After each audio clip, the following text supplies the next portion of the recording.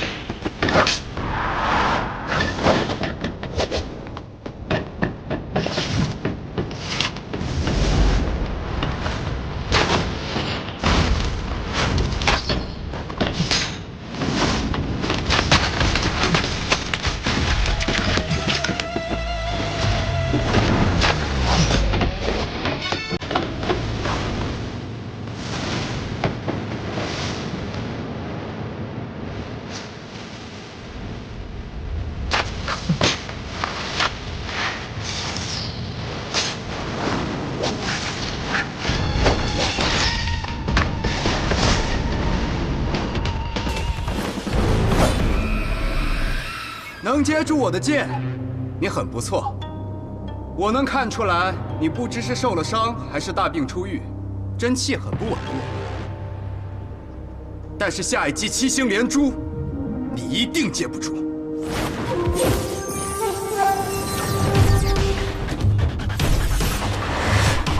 七星连珠。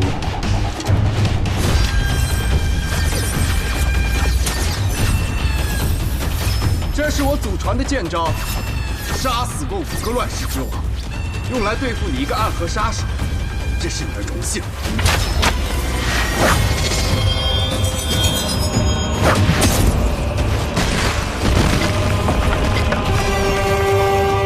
这剑的威势，竟比上一剑要凶猛近1倍。这七星连珠，一剑强过一剑，你若再接一剑， 你手中的剑必定会断。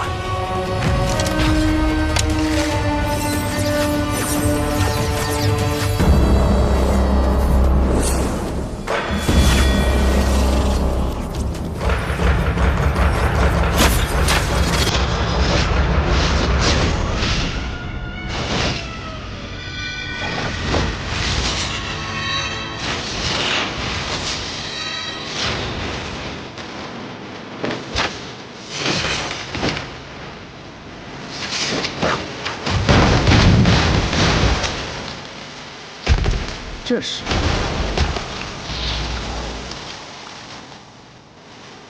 太极剑。一个杀手居然会这世间最缓慢的剑法，但接下来的剑可没那么简单。是吗？可你的剑士分明也在消耗你的气力。下一剑，请吧。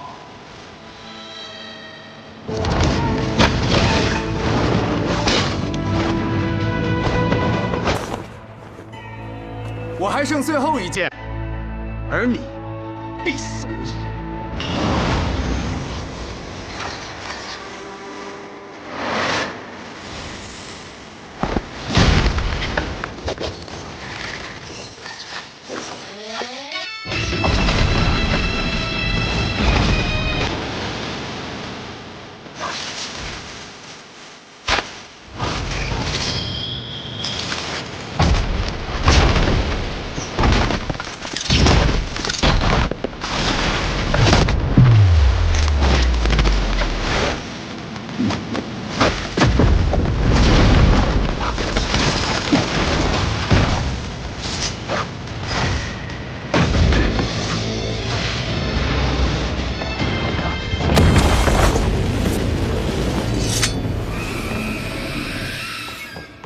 爷爷，两位叔公。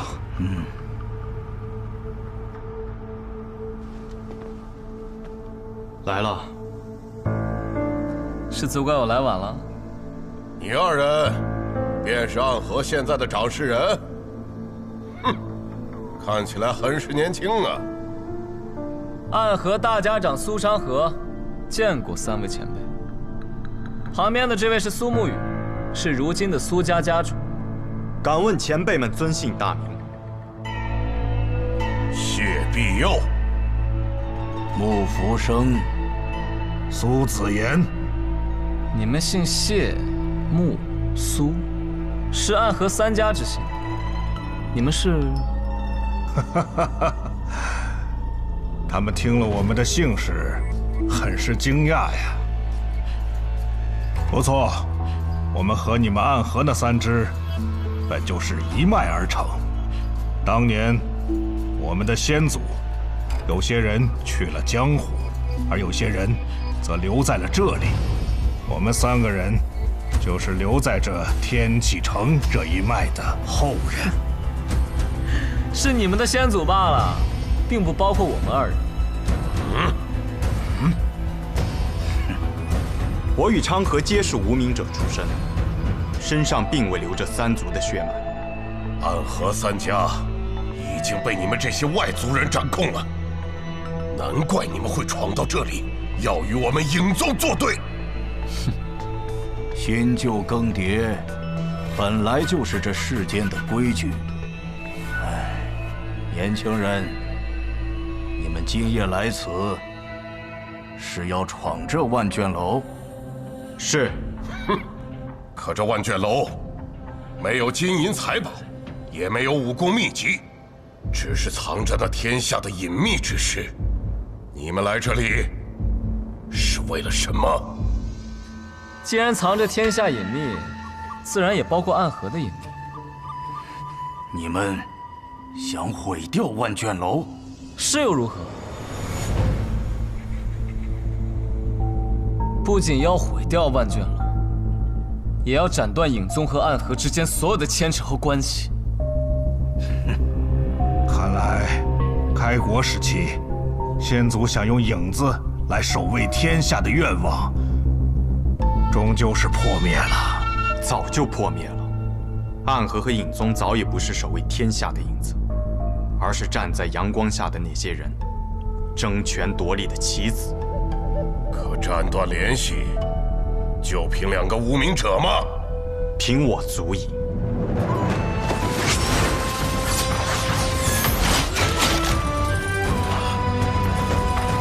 18剑阵，那便让我来会一会，荣幸之极。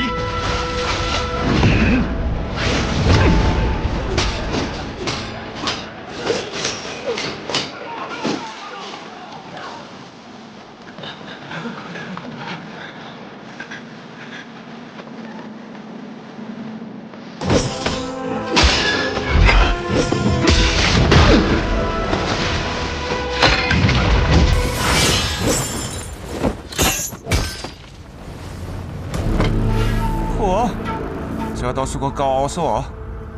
来者何人啊？剑无敌。这么嚣张的名字啊！今日是我出关的第一站，无关人等，请速离开。点叶将军，观战即可。看来你是有几分嚣张的资本啊！骁勇答应我送我一柄好剑，让我试试手。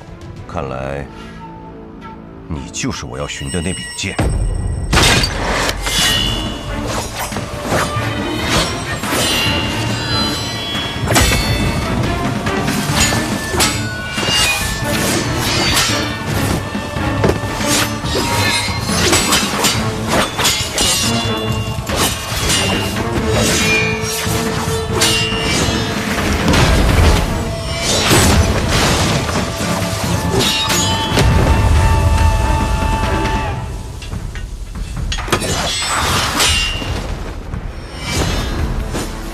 虽然我总是陪着苏沐雨做比剑这种事儿，但总觉得这些无聊可笑。只是他喜欢，就陪着他去了。但是现在，忽然又觉得有些意义了。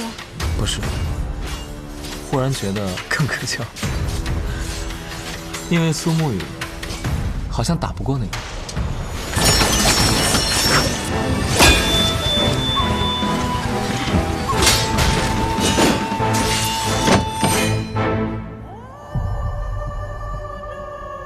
是柄好剑，在你身上，我看到了我父亲的影子。无剑城城主卓雨洛，纯粹的剑心，绝对的剑道奉行者。除了我父亲之外，我再也不曾见过如此纯粹的剑意。遇剑之人，当心如旁骛。看来无双城那一战，已经没有任何意义。能与这位先生一战，是我的荣幸。刚才那一剑只有剑影而无剑招，你挡得非常漂亮。然而接下来的每一剑，都会比方才那一剑更强、更狠。那便更好。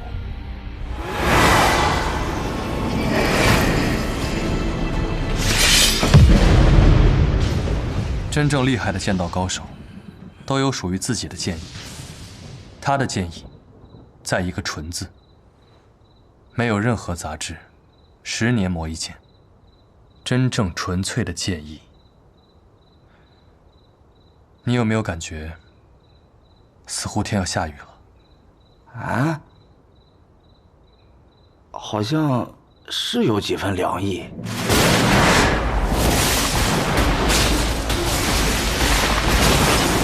这剑气里竟带着一丝雨意。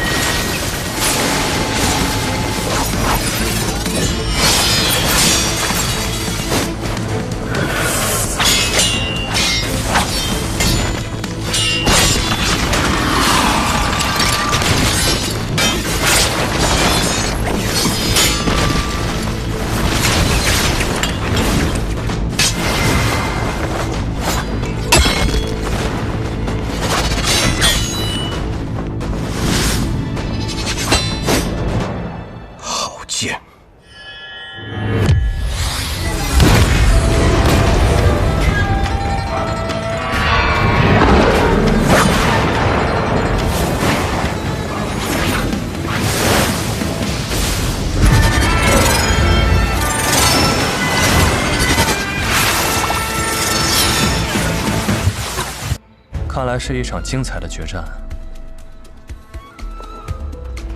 是啊，的确很精彩。你来了。你说以后这江湖之上，便是6大剑仙了吧？看来苏沐雨还真是遇到一个不错的敌人，连这压箱底的力气都用上。你说我的剑，是你所见过的最纯粹的剑，而你的剑，是我见过最复杂的剑。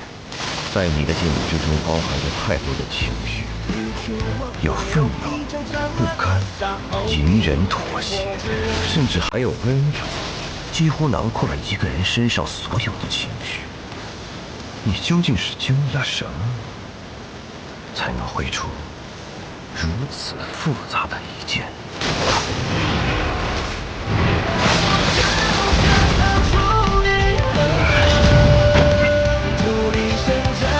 然，一切归于平静。输了，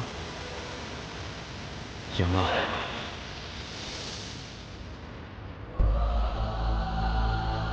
不妙，是非常不妙。既然赢了，那为何还是不妙？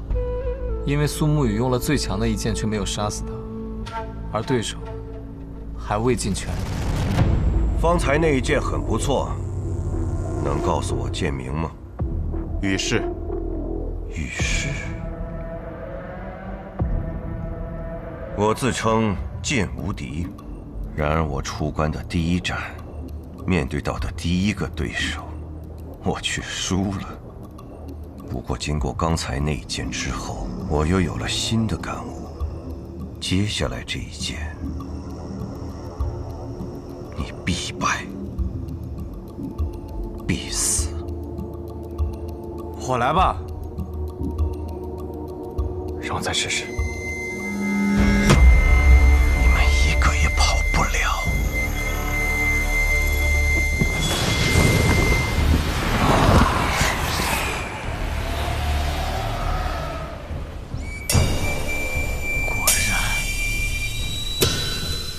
纯粹的剑意，世间难寻。可万事万物若真到了极致不可回头的地步，极致的善变成了极致的恶，极致的恶反而成了极致的善，极致的光明更是一片黑暗。他马上就要走火入魔了。若是入魔能让我的剑更强，为何不入魔？你若不回头，执意这般用剑，不到1年时间，你将被剑意反噬，浑身经脉寸断而亡。父亲当年也执着于剑，可他从未忽视过自己的家人和臣民，仍可以把剑视为最重要的事物。可剑不应该成为唯一。人会背叛你，而剑不会。想不到这么久过去了，无敌师兄信奉的还是如此极端的剑道。是你。你我之间的对决，怕是无法进行了。既然如此，不如一起制敌，也不失为一桩幸事。无敌师兄，许久未见。这么多年了，你为何还停留在原来的境地？停静越久，越静越强。等一个机会，一剑入神。一剑入神，很可惜，没有这个机会了。看来无敌师兄也加入了这场混战之中。既然背叛无双城，就别怪师弟大义灭亲。入魔之前，他已近乎剑仙，如今全然入魔，实力不可估量。看来我这个无双城城主，却是谁也敌不过了。盛极必衰，入魔之体看起来强大非凡，但却是外强中干，找准弱点便能一击必杀。有执念深重之人，正在此地入魔。是如剑仙，一剑断水。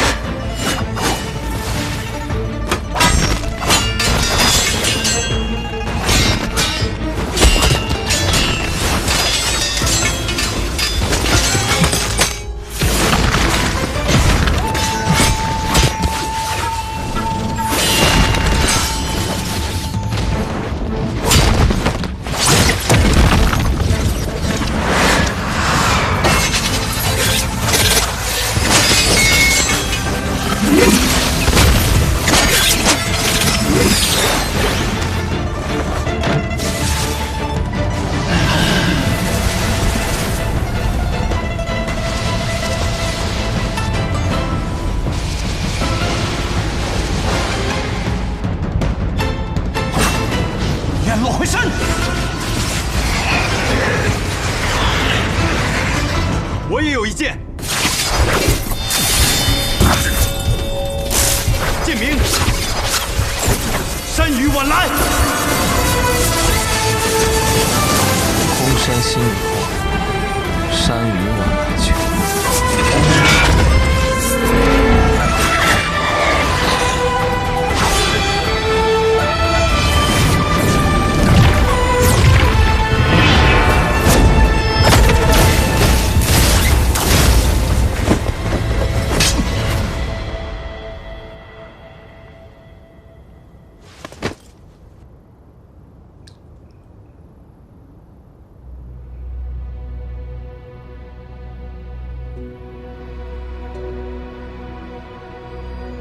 你执着于剑，可剑是死物；你执着于死物，迟早会走进死胡同的。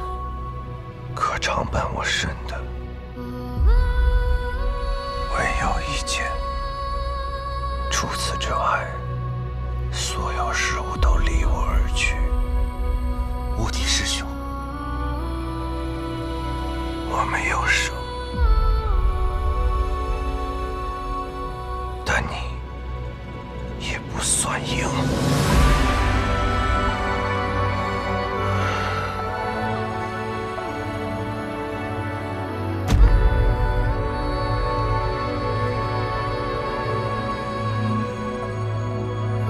典将军，这次我们就饶你一命，以后一定要留点心。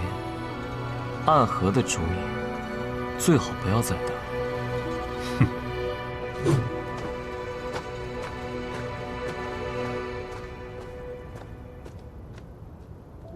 虽然此行未能与你对剑，但有这场对决，亦无遗憾。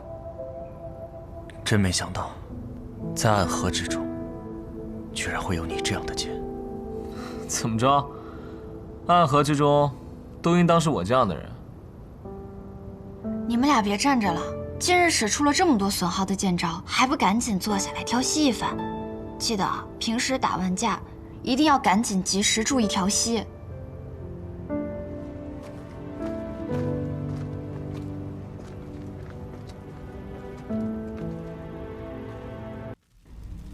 这个是当年从古墓里带出来的一种病，得了这个病的人走不了路，只能爬。他爬着爬着爬着，就变得像怪物一样，身上还会长出这么大的铃铛。你看，就像这个人，你看他，而且这种病还很痛苦。如果不好好治疗，他会因此而死，全身长满铃铛。那怎么办？问得好。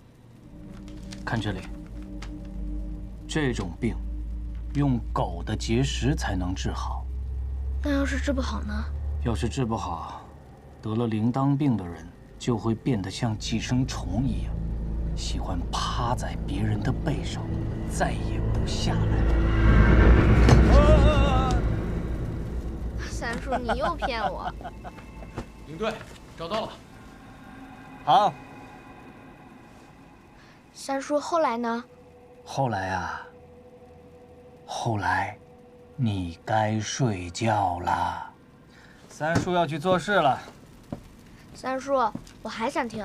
还想听啊？来，1、2、3。你今天早点睡觉，明天早点起。三叔再继续跟你讲，好吧？躺下了，盖好。三叔，古墓里有那么多怪物，你就不要去了吗？男子汉大丈夫，怕什么？男人不惧生死，但求死而无憾。来，把《盗墓笔记》报上。你要记着，你的名字叫吴邪，爷爷会保佑你的。嗯。睡觉喽。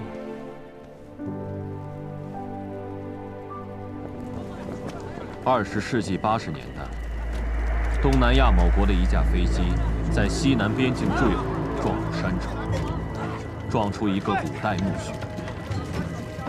两国联合考古队对撞出的古墓进行了勘探。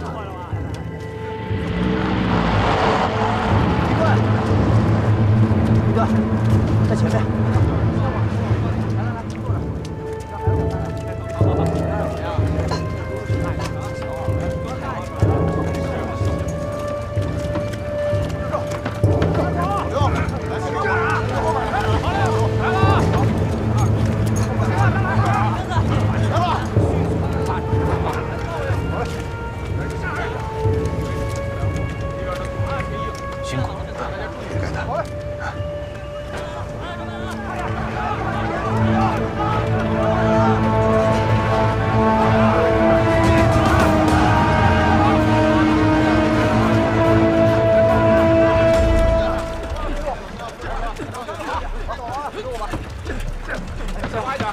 领队已经看过了，这下面是主墓室，但是在清理的时候出了些状况，有5位队员发生意外，还有几个人困在里面，把他们都带回去。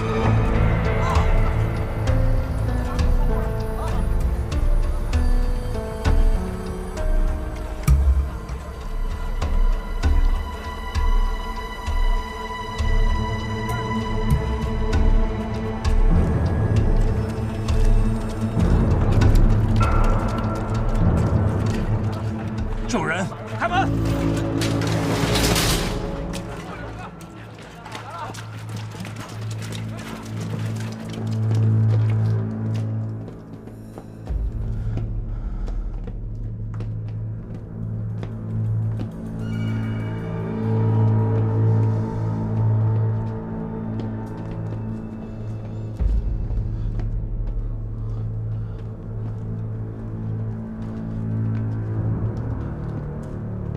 小王、李良，你们在哪儿？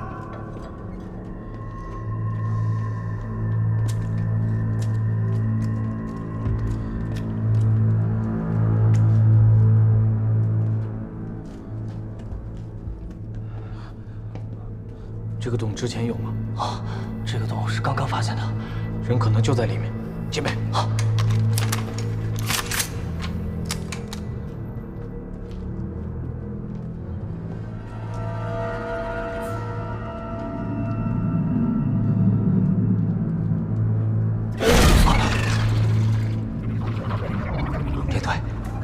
有点古怪，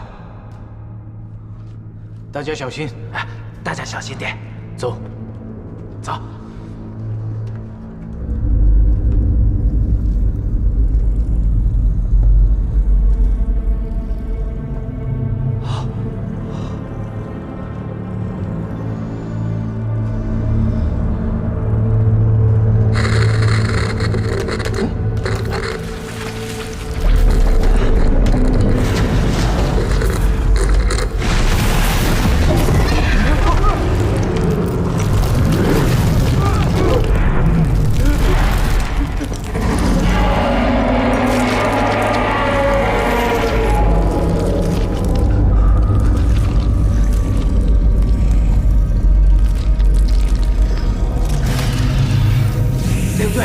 小圆不见了！啊！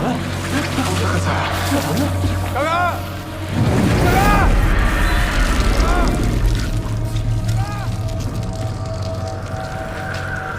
李队，现在怎么办？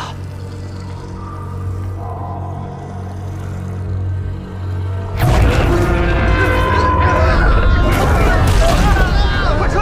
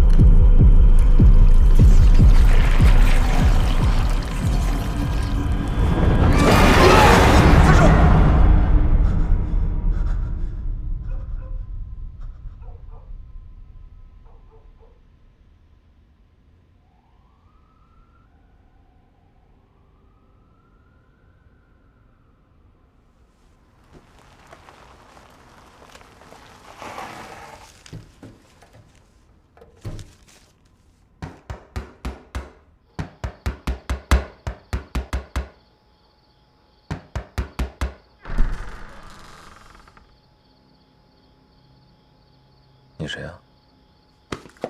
天真，来人了！人们，文物鉴赏哪家强？吴邪的祖辈3代是流氓，是内行。小三爷谁呀？继承了家族的优良传统，雄才谋略，文成武德，是非常人，所能及也。但是也不是我胖爷，我胖爷谁呀？江湖人称墨镜小王子，吴邪锡纸烫，胖爷我大波浪，我们强强联手，天下无双。你得再叫一步好运。行了，胖爷，说这么多，能不能下地？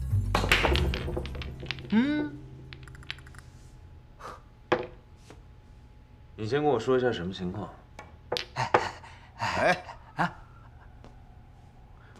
前段时间那个地震都听说了吧？我呢是经营这个仓库小本买卖的，我这仓库里有一批货倒了，地上砸出一个大窟窿，有这俩台球桌这么大，我怀疑啊，这下面有个古墓。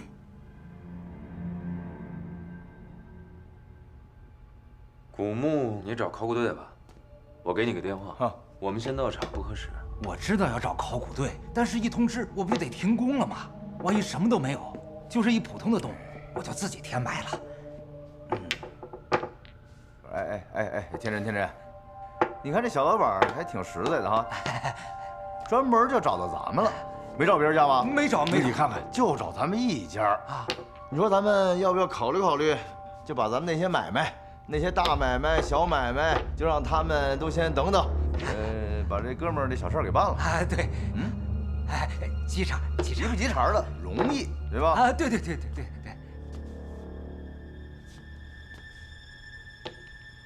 问题？没问题。你喝水去。那拜托。喝水去吧。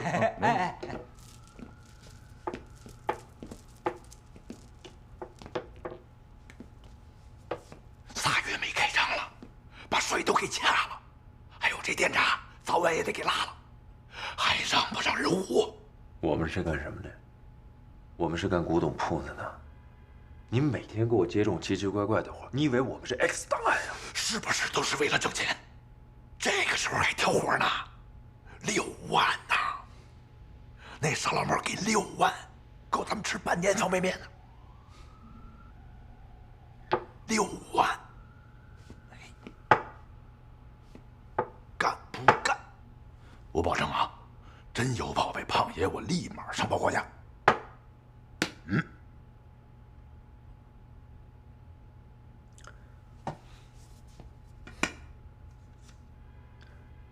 先给我换个带杆头的杆儿。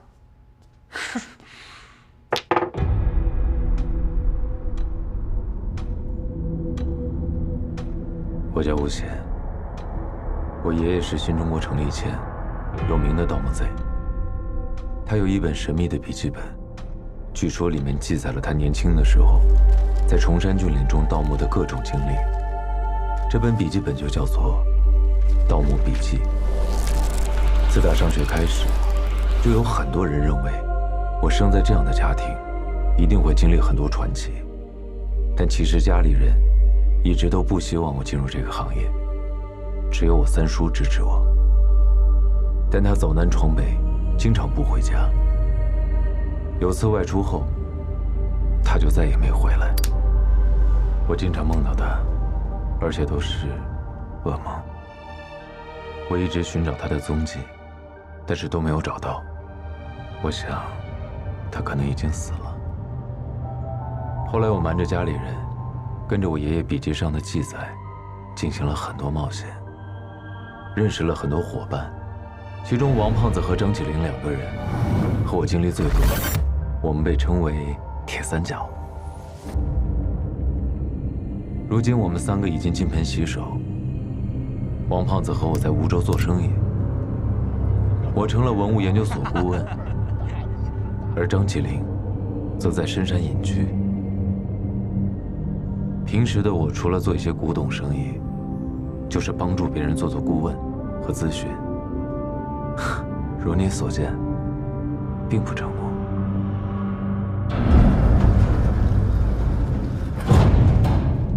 考古队那边我帮您打过电话，叫我先保护现场，他们随后就到。好，是这样。那天地震吧，我先看了一下，只是塌了那么一小块。等我走近的时候，塌的东西就更多了，而且这底下吧还传出什么钟声，还有人说话的声。人说话的声，说的什么呀？湖南话呀？这我哪听得清楚？说不定是风声呢。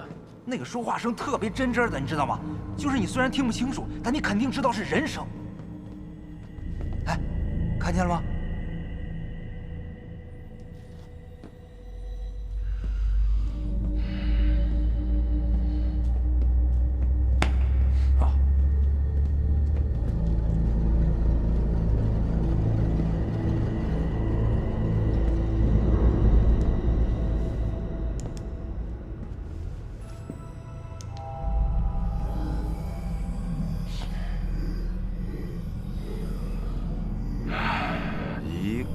洞，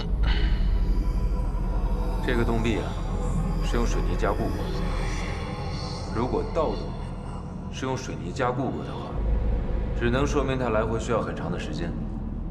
这个下面很可能有个大墓。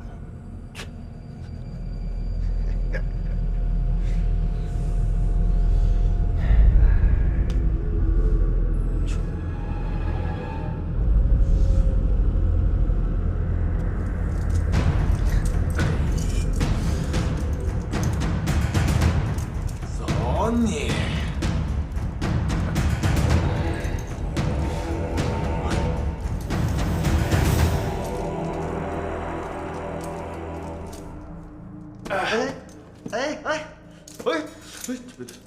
稳住，稳住，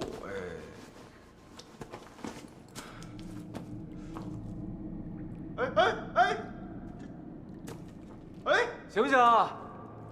没问题。 胖爷，我来喽！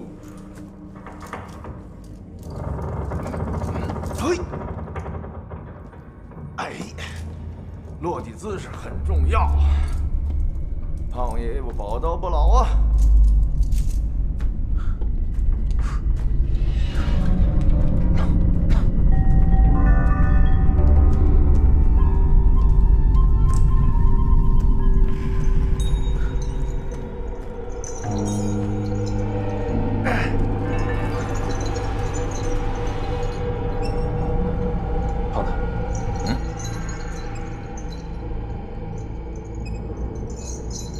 这个地方应该有很高的考古价值。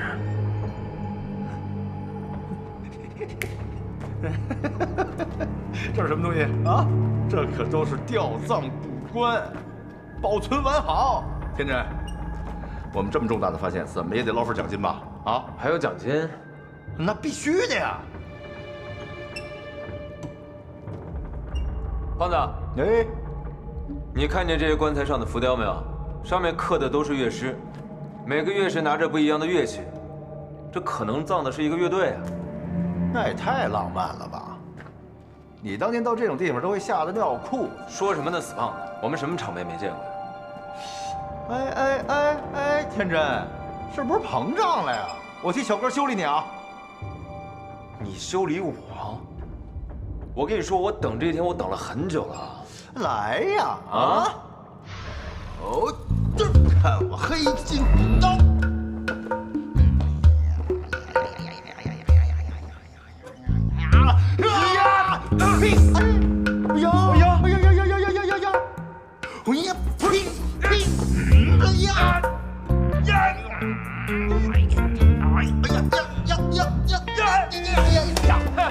你个死胖子，觉悟吧！虽然经验丰富。 咱们也得小心啊！没玩了，我用得着你提醒？你动静小点啊，别碰坏了。天真，怎么了？你刚才也看见了吧？你看这每个下边都有一碗，这什么意思啊？这帮乐队在这儿卖唱呢。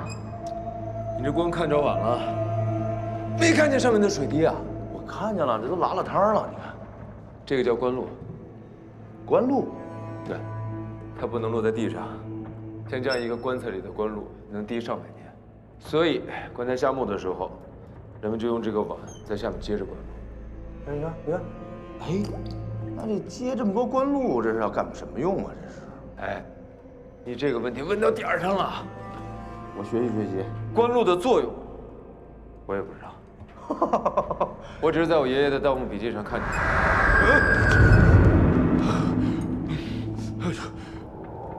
哎，你真有鬼呀！你真招呀！有鬼呀！好像是那边发出来的。哎，快去，快去，快去！你别动！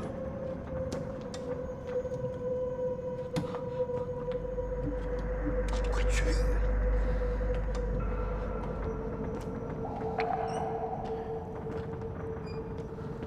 哎！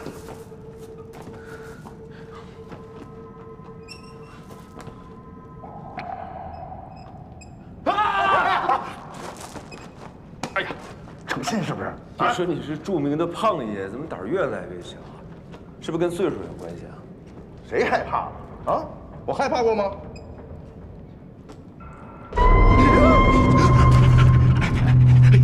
火了！火什么火了？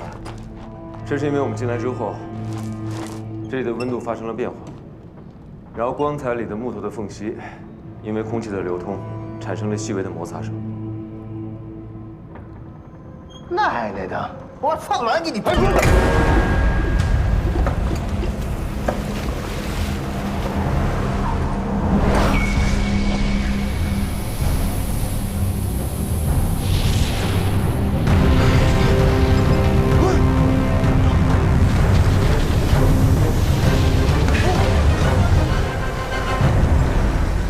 这棺路怎么这么厉害啊？啊！看来这棺路落到地上，会和地面起化学反应，产生毒气。幸亏没把棺材打开，要打开咱们全都得玩完。这棺材留在这儿是个隐患，怎么办呀？我们先想办法带一具棺材上去。你确定吗？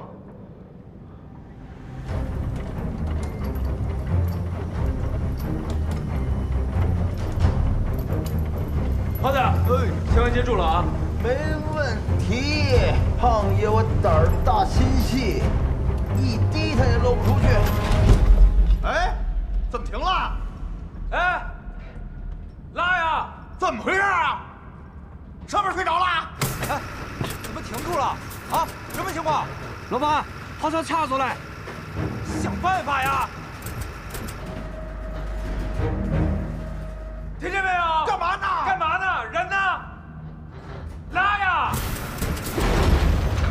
哎，这快点！哎，怎么回事这是？忘了，什么情况？干嘛呢？忘了这是？这快掉下来了！哎，这棺路！哎，我去！哎，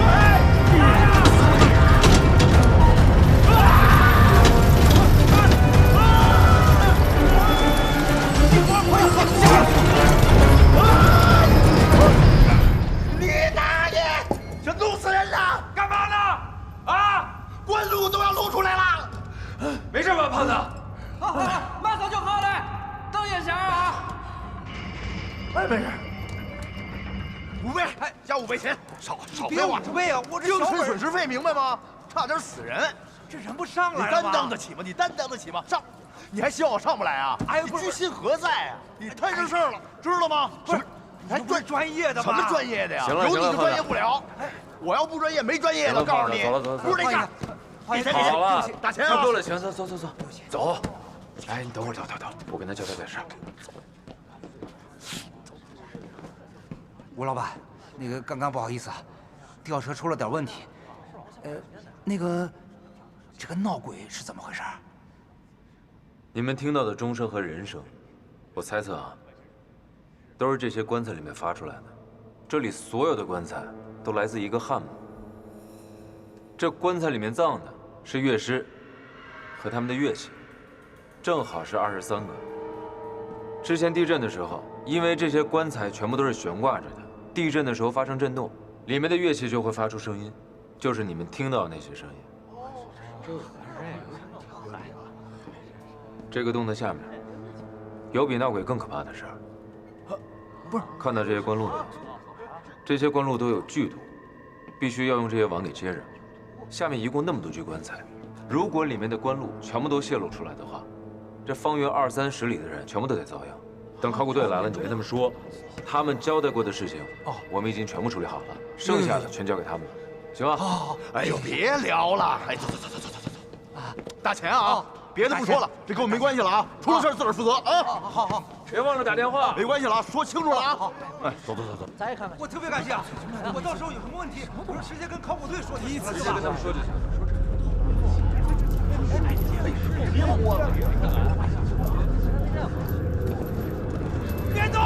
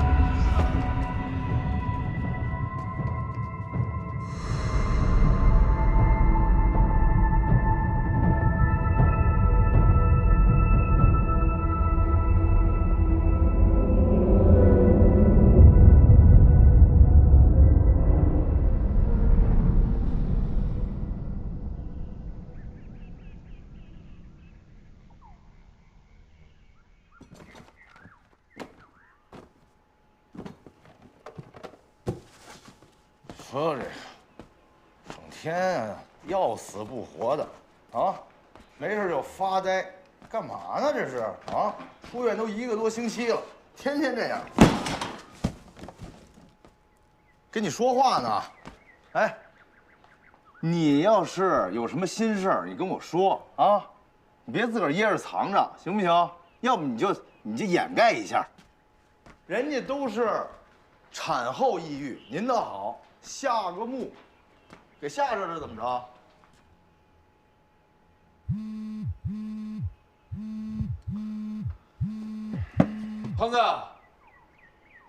胖子啊，你是手机掉箱子里了？有短信。我手机在屋里呢。刚才我收拾东西，找到了你三叔当年送你那破手机，我就把电给充上了，看看里边有什么有纪念价值的照片没有，啥也没有，我就给扔了。哎，你说你这三叔真够可以的啊！时不时玩失踪，这些年倒好，彻底失踪了，这也太死人了！哎，干嘛呢？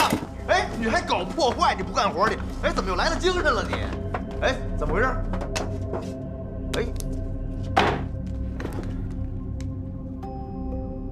哎，三叔怎么还能收到他短信啊？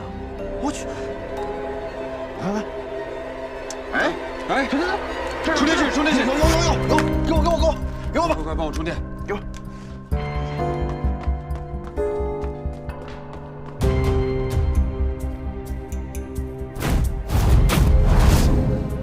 第一人事区房长。繁，这个字念繁，枝叶繁茂的繁。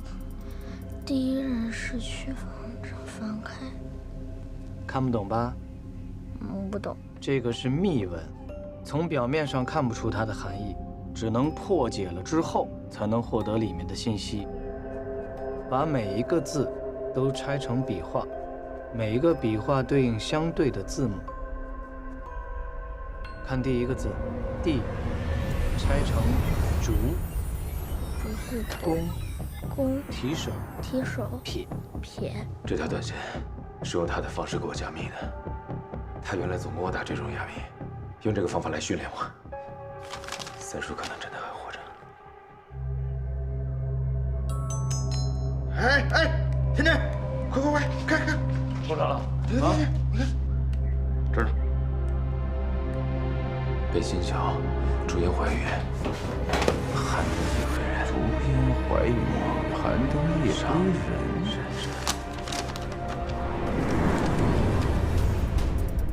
北极阁，气象木工。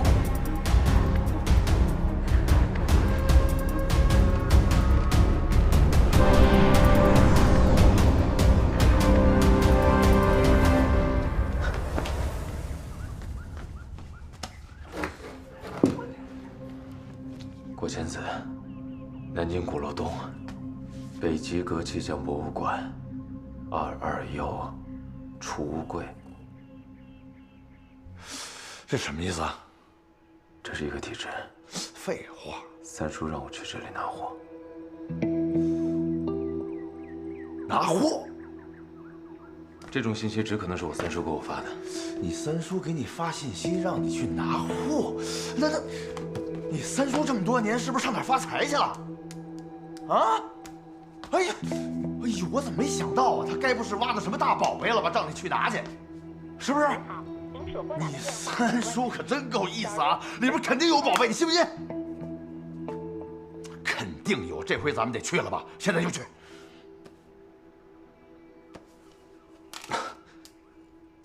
哎，怎么又装病啊？啊？这什么意思啊？哎，我说，这是精神有问题吧？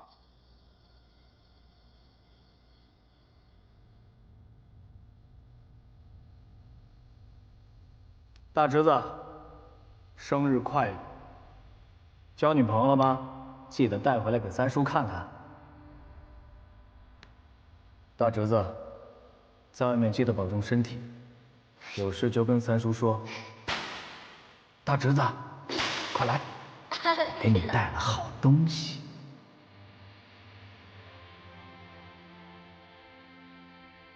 大侄子，我明天回去，记得给我准备好酒啊。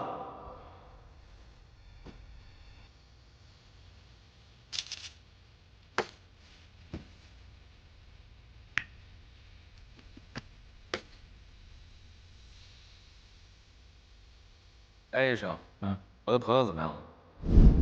那个胖子啊？他没事，你们应对得很好，没有太大的伤亡，他明天就可以出院了。那行，那我再住一晚上，等明天之后我就跟他一块出院。你呀，你不行。我为什么不行？你的肺有问题啊。我的肺有问题？我肺能有什么问题啊？对，我原来是抽烟，但是我最近总是咳嗽，我就天天叼着健身棒，能有什么问题啊？你的肺疑似纤维化，要住院确诊，估计是晚期。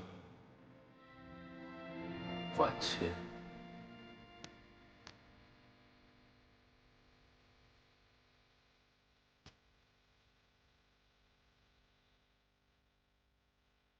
小哥，我病了。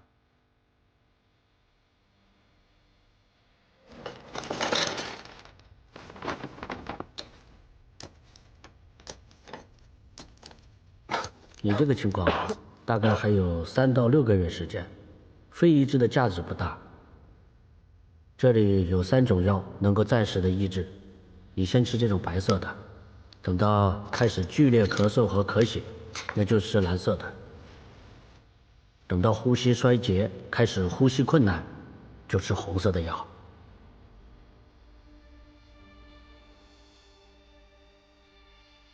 男人不惧生死，但求死而无憾。三叔，3个月的时间，我还能做什么呢？如果说我还有什么事情没有完成的话，那就是找到。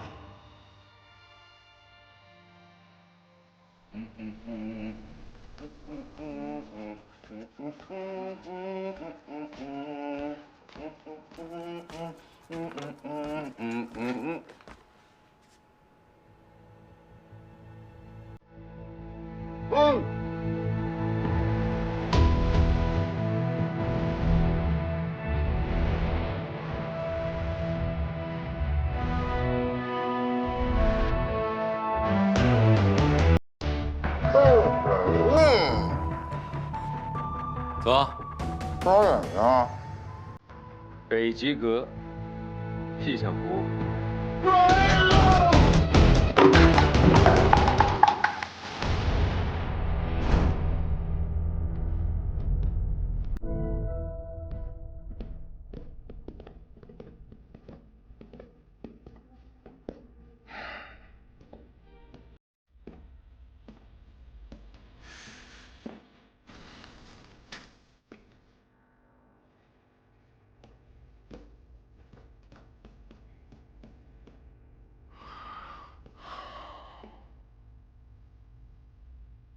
断心里的东西就搁这儿了，这不是你三叔的品味啊！我也觉得不像。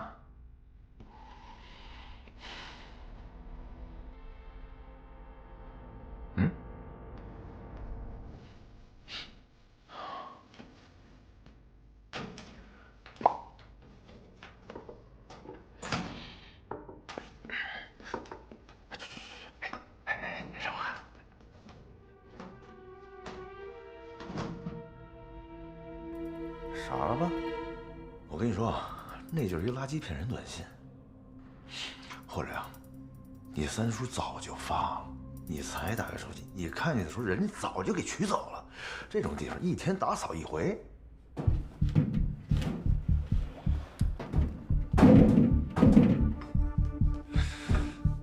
我那哥们儿找东西呢，有没有好心人捡着东西留你这儿了？嗯？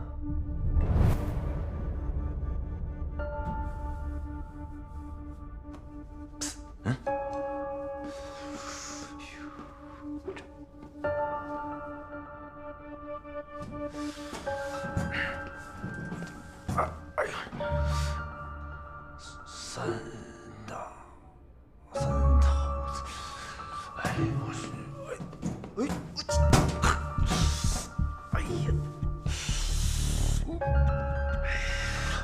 这三头子什么意思？密码？密码？留言簿。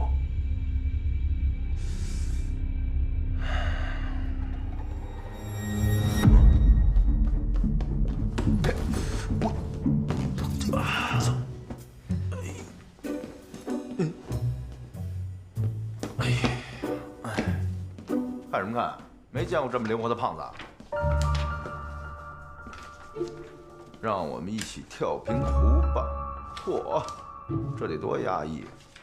真爱啊！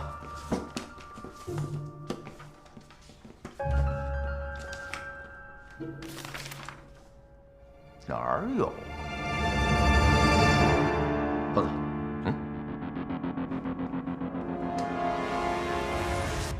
转让声明：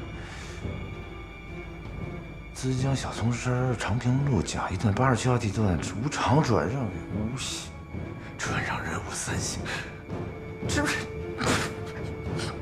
我三叔给我留了一块地，发了。